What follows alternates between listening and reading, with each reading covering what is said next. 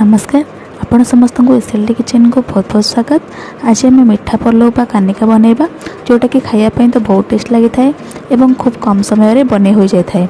या घी रे बना जाइथिबारु या जल्दी खराब हुएनी, तेणु या आपण लॉन्ग ट्रैवल कला बेले बनैकी नहीं पारे।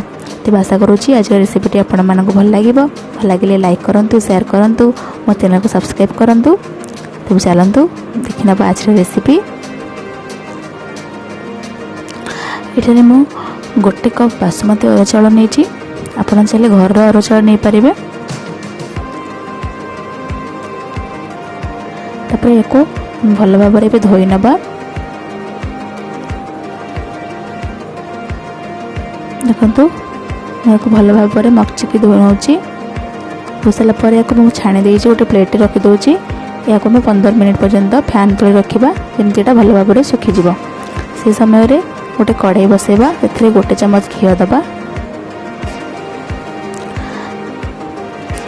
तब ड्राई फ्रूट्स किसी रखी, काजू किसी रखी, किसमिस सबको भाजी दबा। और किसी नड़िया रखी एमती खंड खंड करके भाजी नबा।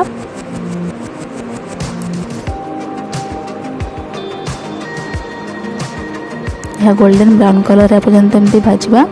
देखो ये आम भल भाव में भाजी गला। को प्लेट को काढ़ी नबा। तापर ये आम जो चाउल रखी से गोटे चम्मच हल्दी दबा, हाफ चम्मच लुण दबा स्वाद अनुसार। तापर ये गोटे चम्मच अदा छेचा दबा भल फ्लेवर पाई। तापर गोटे चम्मच घी दबा, ये मु गुआ घी नहीं। तापर सब को भल भाव में मिक्स कर नबा।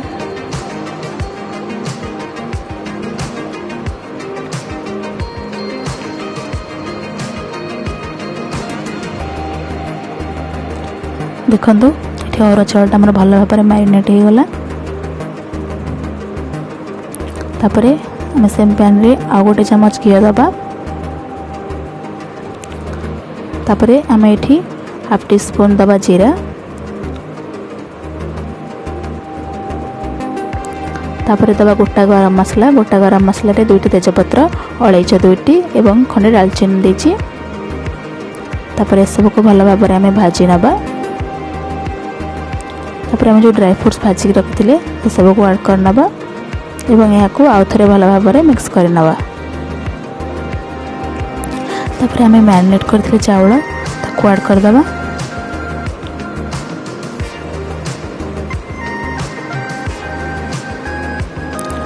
या भल भाव में मिक्स कर नबा एवं 3 ରୁ 4 मिनट पर्यंत या भल भाव में भाजी नबा जमी यह गोटी गोटी हो।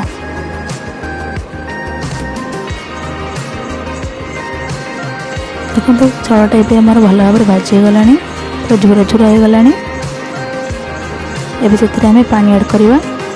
मन रखिए आप जो कप्रे चाउल नहीं से कप्रे 2 कप पानी देवे।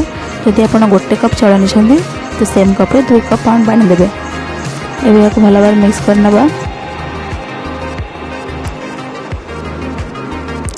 तापर एक कवर करके 15 ରୁ 20 मिनट पर्यंत कुक होगा छाड़ा। देखो 15 ରୁ 20 मिनट पर आमर चाउलटा पाखापाखि सीझी जाइए, पानी भी मरी जाइए। देखो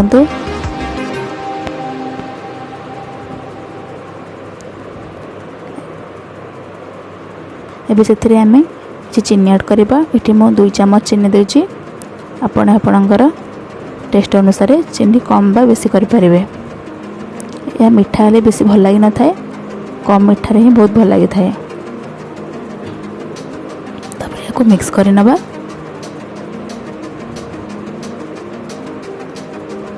आ 5 मिनट पर्यंत घोड़े की कुक होगा छाड़ा। देखो 5 मिनट पर भल भाव में सीझी जाइए, बहुत भल बास्ना भी होची। आपण माने या निश्चित भाव में ट्राए करेंगे। जेकोसी पूजा पर्वाणी ओषा व्रत या बनैकी खाइबे। केमती लगिला मते कमेंट सेक्शन में निहाती जणाइबे। देखो से फ्लेवर पाई गोटे चम्मच घी ऐड करवा। घी दबा द्वारा ये बहुत भल बास्ना आसता है। तापर यहाँ को भल भाव में मिक्स कर नबा।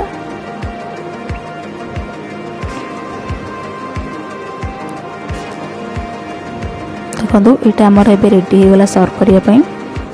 आशा करुँची आज रेसिपीटी आपण मानक बहुत भल लगे। भल लगे वीडियोटी को लाइक शेयर और कमेंट करेंगे और मो चैनल को सब्सक्राइब करने को भूलें। सब्सक्राइब कर पाखरे थे बेल आइकन को निश्चित प्रेस करेंगे। पुणी देखा आउ एक नुआ रेसिपी सहित से पर्यंत रोची। नमस्कार।